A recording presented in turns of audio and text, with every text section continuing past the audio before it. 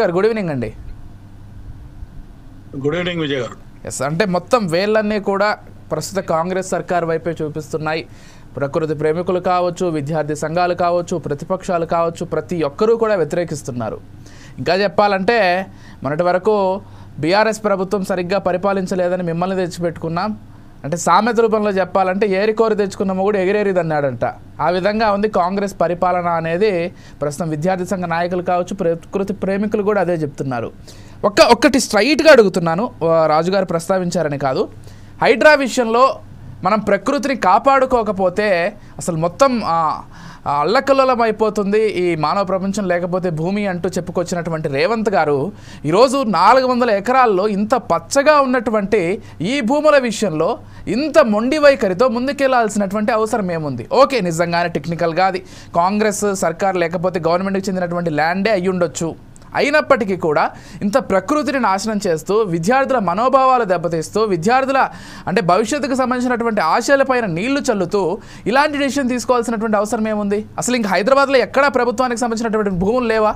ఎన్ని చోట్ల చెట్లు లేకుండా ఖాళీగా కొండలు గుట్టలు ఉన్నటువంటి భూములు లేవండి? ఎందుకు ఇదే భూముల పైన ఇంత ఖచ్చితంగా లాక్కోవాల్సిందే, ఖచ్చితంగా భూముల్ని స్వాధీనం చేసుకోవాల్సిందనేటువంటి ధోరణిలో కాంగ్రెస్ ప్రభుత్వం ఎందుకు ముందుకెళ్తోంది? ఏం చెప్తారు మీరు కాంగ్రెస్ ప్రభుత్వం తరపు నుంచి?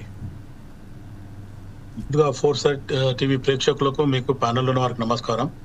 అయితే ఇంతకుముందు రాజు మాట్లాడుతూ కూడా ఒక మాట మాట్లాడడం జరిగింది విజయ్ గారు. ఏమని? ఇది ఫస్ట్ ఆఫ్ ఆల్ హెచ్యుసికి సంబంధించిన ల్యాండ్ కాదు. ముఖ్యమంత్రి గారు ఓపెన్ గా చెప్పడం జరిగింది, ఉప ముఖ్యమంత్రి గారు కూడా చెప్పడం జరిగింది. దీనిపైన కోర్టుకు వెళ్ళడం జరిగింది. ఆ బౌండరీలో ఇది లేదు. ఒకవేళ అట్లా ఉంటే హెచ్యుసి యాజమాన్యం ఏదైతే ఉందో దాని మీద కోర్టులో ఎందుకు వాళ్ళు ఇంప్లీట్ కాలేదు? అదొకటి.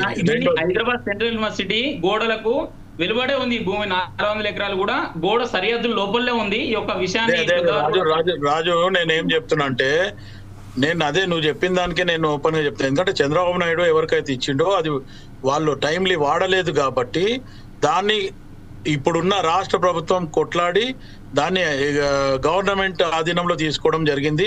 అప్పటికి ఇది హెచ్యుసి పక్కన ఉంది, నేను వాస్తవం దాన్ని కాదంటలేను. కానీ ఈరోజు అది ప్రభుత్వం ఆధీనంలో ఉన్న భూమి కాబట్టి నేను డెవలప్మెంట్ ఇవ్వడం జరుగుతుంది. ఐటీఐఆర్ ఏమైనా చేద్దాం, గవర్నమెంట్ ఇది ప్రజలకే బెనిఫిట్ అవుతుంది అనేది ముఖ్యమంత్రి గారు ఓపెన్ గా చెప్పడం జరిగింది. అది అసెంబ్లీలో కూడా చెప్పడం జరిగింది.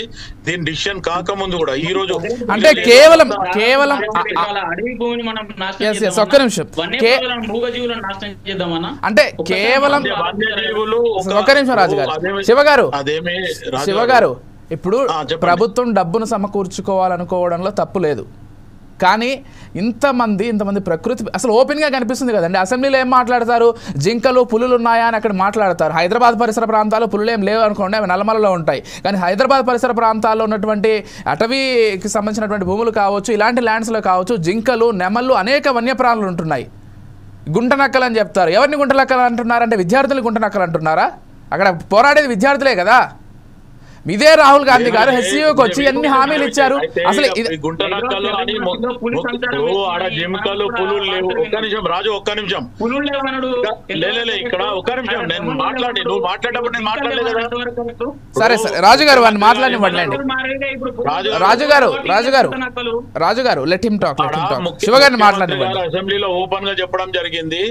జింకల్ పులులు ఉన్నాయి అనేటప్పుడు పులులు అక్కడ లేవు, గుంటనక్కలు ఎక్కువ ఉన్నాయి అనేది స్టూడెంట్లను అనేది మాట కాదు. అది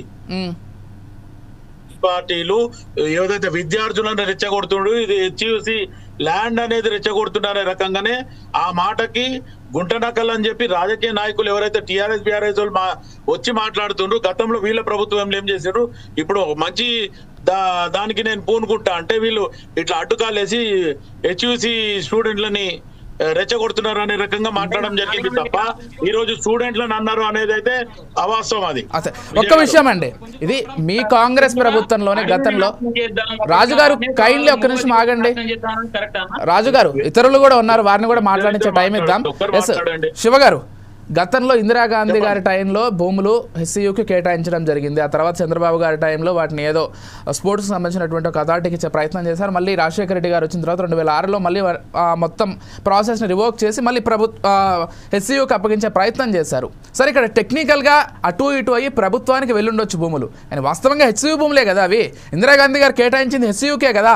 ఇక్కడ ప్రభుత్వం ఏం కొనుగోలు చేయలేదు కదా. హెచ్సియుకి ఏదైనా లాభం చేకూర్చి కొనుగోలు చేసుకున్నటువంటి క్రమం ఎక్కడా జరగలేదు కదా. మీరు పెద్ద మనస్తోటి సరే ఇది యూనివర్సిటీకి సంబంధించినటువంటి భూమి యూనివర్సిటీకి ఇచ్చేద్దాం అనేటువంటి ఆలోచన మీకు ఎందుకు రావట్లేదు ఇప్పటికి కూడా? విజయ్ గారు, నేను ఏమంటున్నా అంటే ముఖ్యమంత్రి చెప్పిన సంభాషణల క్లియర్ గా చెప్పడం జరిగింది. గతం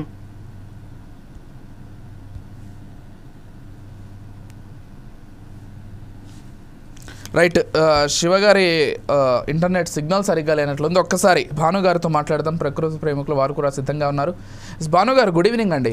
సరైన సమయంలో కానీ దాన్ని ఉపయోగించలేదు కాబట్టి దాన్ని గవర్నమెంట్ మళ్ళీ కేసు వగరా చేసి దాన్ని గవర్నమెంట్ స్వాధీనం చేసుకోవడం జరిగింది. సో అదే బాగానే చెప్పారు గవర్నమెంట్ డెవలప్మెంట్ గురించి. ఓకే, మనం ఒప్పుకుందాం development important, most important develop అవ్వడానికి. కానీ ఎక్కడండి డెవలప్మెంట్ దేనికోసం అంటే నెక్స్ట్ జనరేషన్ కి ఏముంటది? మీరు ఇచ్చే హెచ్యూ సెంటర్ లోని హైదరాబాద్ నడిపొడిలోని ఫారెస్ట్ ఉందండి.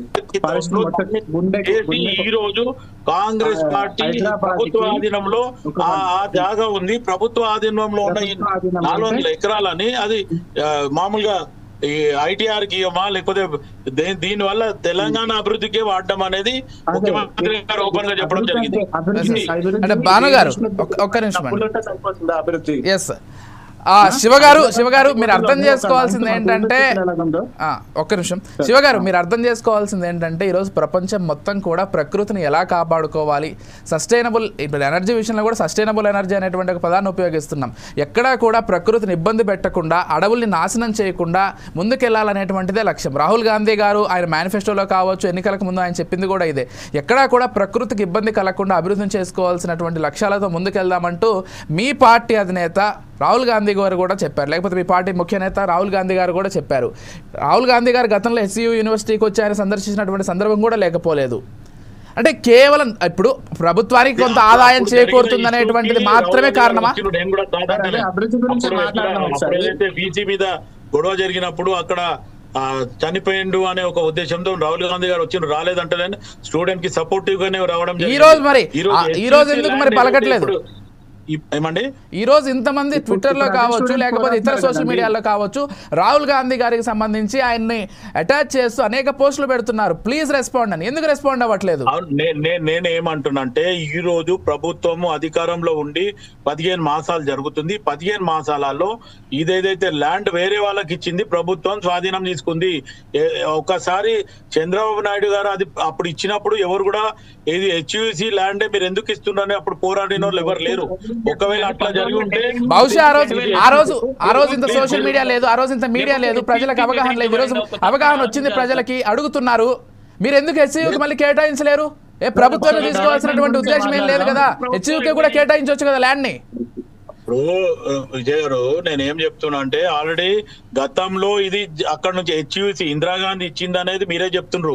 తర్వాత చంద్రబాబు నాయుడు గారు వేరే వాళ్ళకి అప్పగించిండ్రు అని చెప్పిండ్రు. వాళ్ళు కరెక్ట్ గా వాడలేదు కాబట్టి ప్రభుత్వం స్వాధీనం తీసుకుంది.